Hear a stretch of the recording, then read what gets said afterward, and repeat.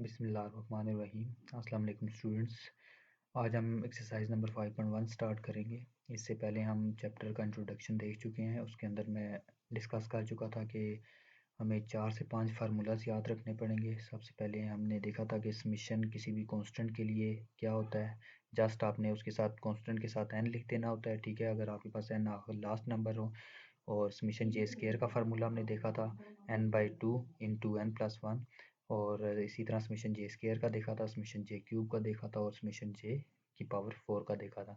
तो ये 5 फार्मूलाज आपको याद होने चाहिए, ठीक है। इन क्वेश्चंस को करते हुए यही फार्मूला यूज़ होंगे। क्वेश्चन नंबर 1 स्टार्ट लेते हैं। Sum the following series up to n terms. ये हमारे पास एक सीरीज़ है, इसका हमने सम फाइंड करना है n टर्म्स तक, ठीक है। तो इसमें एक चीज़ नोट करें कि हमारे पास हर टर्म के ऊपर स्केयर आता जा रहा है, ठीक है। सबसे पहले आपने first we find the nth term of 1 3 5 7। आपने इस गिवन सीरीज़ को सीक्वेंस की फॉर्म में लिख लेना है और स्केयर्स को रिमूव करते हुए, ठीक है। 1 3 5 7 विच इज़ AP। अब ये देख सकते हैं हम लोग कि ये एक AP है, ठीक है। AP की निशानी हमने देखी थी कि हमारे पास हर दो टर्म्स का डिफरेंस जो होता है वो सेम होता है, ठीक है। इसमें सबसे पहले हम देख लेंगे A1 क्या चीज़ है। A1 1 है। इसमें कॉमन डिफरेंस d कितना है, 3 - 1 करें तो 2, d = 2 है।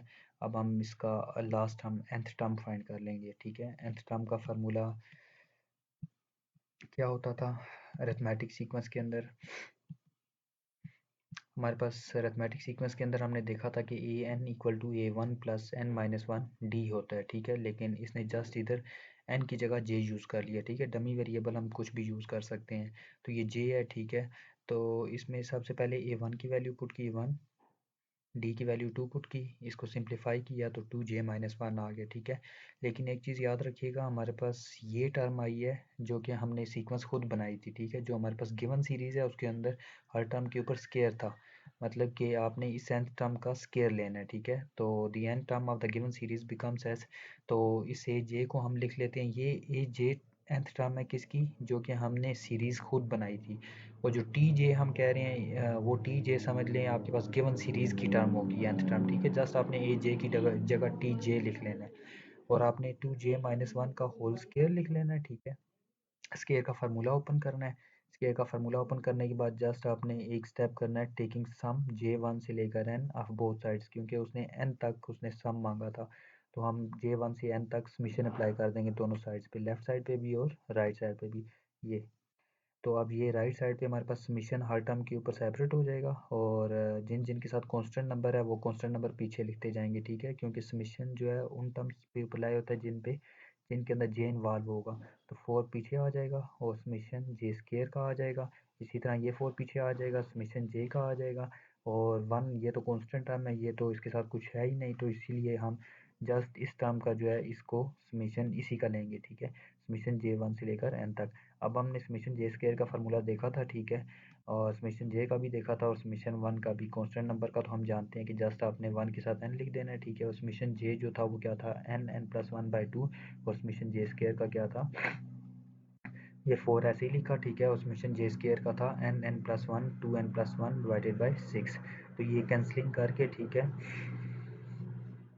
टेकिंग एन कॉमन, फिर इसने एन कॉमन लिया, इसको अंदर इसने एलसीएम लिया, ठीक है। 3 इसने एलसीएम लिया, ये 3 इसके नीचे था तो 3 इसने इधर मल्टीप्लाई किया, ठीक है। 3 2 जो 6 हो जाएगा और इधर 3 को एन से मल्टीप्लाई करें 3n आ जाएगा। इसने ये छोटी सी मिस्टेक की हुई है, ठीक है। इधर 3n आता है, ठीक है। बल्कि ठीक है, n उसने कॉमन लिया हुआ तो इधर 1 बचता था, इसलिए 1 के साथ 3 मल्टीप्लाई होकर 3 ये आ जाएगा, ठीक है।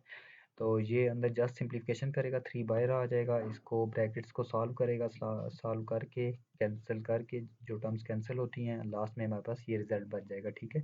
तो ये किसका सम आ गया है, जो हमारे पास गिवन सीरीज थी, ठीक है, जिसके ऊपर हर टर्म का अलग से स्केयर पड़ा हुआ था। तो इसलिए हमने तभी हमने एन टर्म का स्केयर लिया था होल का, उसके बाद हमने समेशन अप्लाई किया। अब इसके आगे आने वाले जितने पार्ट्स होंगे उसके अंदर आपने यही काम करना है, ठीक है। सबसे पहले nth टर्म फाइंड करनी होती है, ठीक है। nth टर्म फाइंड करने के बाद आपने जस्ट समेशन अप्लाई करना होता है दोनों साइड्स पे। जैसे कि ये आप लोग देख सकते हैं कि Tn, अब इसमें हमारे पास 1 स्क्वायर है, 1 square plus 2n square, 1 square 2 square plus 3 square, मतलब कि हर आने वाली टर्म के अंदर एक नंबर ऐड होता जा रहा है, ठीक है। तो इसकी nth टर्म क्या होगी, 1 square plus 2 square plus 3 square up to so on n का स्क्वायर, ठीक है।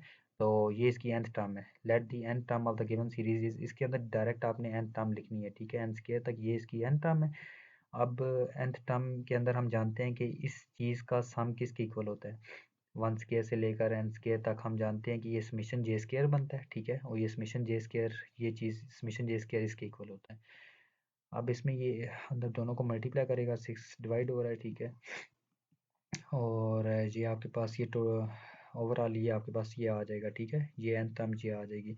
तो put N is equal to J, आपने यहाँ पे जे यूज़ करना है, ठीक है, क्योंकि अभी तो हमने सम अप्लाई नहीं किया ना, ये तो इसकी nth टर्म लिख रहे हैं, ठीक है, ये जस्ट अभी तक इसकी nth टर्म है, ये लास्ट वाली, ठीक है। अभी इस nth टर्म तक जितना सम बनता है ना, पहली टर्म से लेकर nth टर्म तक, वो सम हमने लिखना है, ठीक है, मतलब इस 1 से लेकर nth टर्म तक जितना सम बनता है वो लिखना है। वो कैसे आता है, जस्ट आपने nth टर्म के ऊपर समेशन अप्लाई करना होता है। ये nth टर्म तो हमने फाइंड कर ली है, ठीक है, यहाँ तक। तो इसमें सबसे पहले आपने समेशन अप्लाई करने से पहले एक काम करना है कि आपने इस n की जगह j रख लेना है, ठीक है। एक चीज़ का ख्याल रखना है कि आपके पास अगर n हो तो आपने पहले j से रिप्लेस कर लेना है इंडेक्स वेरिएबल या डमी वेरिएबल को। तो इसके अंदर जहाँ जहाँ n था वहाँ j पुट कर दिया, ठीक है, ये जे रिप्लेस कर दिया। जे रिप्लेस करने के बाद हम क्या करते हैं, taking sum of both sides we get, तो सम आप अप्लाई करते जाएंगे, आपको पता है कि सम कैसे अप्लाई किया जाता है, कांस्टेंट नंबर बाहर आते जाते हैं, ठीक है, समेशन जे क्यूब के ऊपर अप्लाई हो जाएगा, समेशन जे स्क्वायर के ऊपर अप्लाई हो जाएगा, और समेशन जे के ऊपर अप्लाई हो जाएगा। तो उनकी वैल्यूज़ हमें पता है, ठीक है, जो हम 4 फार्मूलाज हम पीछे देख चुके हैं, उनकी जस्ट उनकी वैल्यूज़ लिखते जाना है उनकी जगह, और उनको सिंप्लीफाई करके आपके पास सम आ जाएगा, ठीक हो गया। तो इजी क्वेश्चन है, ठीक है, मुश्किल नहीं है। तो ये देख सकते हैं, ये इसने समेशन अप्लाई किया हुआ है, ठीक है, ये समेशन इसने अप्लाई किया हुआ है, ठीक है, ये 2 को बाहर निकालता गया, ठीक है, और साथ में ये समेशन जे क्यूब का फार्मूला इसने लिखा है, समेशन जे स्क्वायर का लिखा है, ठीक है, ये 3 इसने बाहर निकाला हुआ है, और ये समेशन जे का n प्लस 1/2, ये अब इसको सिंप्लीफाई करता जाएगा, और ये इसके पास रिक्वायर्ड सम आ गया, ठीक है। तो हम इन 2 क्वेश्चंस के अंदर देख चुके हैं कि सबसे पहले आपने गिवन सीरीज़ की nth टर्म निकालनी होती है, उस nth टर्म के ऊपर फिर आपने समेशन अप्लाई करना होता है। समेशन अप्लाई जब करेंगे तो वो समेशन अप्लाई करते वक्त आपका जो है वो याद रखना है कि आपके पास जे डमी वेरिएबल जे होना चाहिए, ठीक है। तो समेशन जब आप अप्लाई कर देंगे, और फिर आपने समेशंस के जस्ट आपने फार्मूलाज दिए हुए होंगे, उनकी वैल्यूज़ को रख के और उनको सिंप्लीफाई कर लेना है, ठीक है। अब ये भी आपके पास थर्ड पार्ट है, ठीक है, ये आप लोग इजीली कर सकते हैं, थर्ड फोर्थ फिफ्थ पार्ट, ठीक है। ये बढ़ते बढ़ते आपके पास ये 6 पार्ट तक जाता है, ठीक है। तो ये 6 पार्ट तक सारे के सारे ऐसे ही होंगे। इसमें कोई भी क्वेश्चन हो, किसी किस्म का क्वेश्चन हो, तो आप लोग कमेंट के थ्रू पूछ सकते हैं, ठीक है। और क्वेश्चन नंबर 2,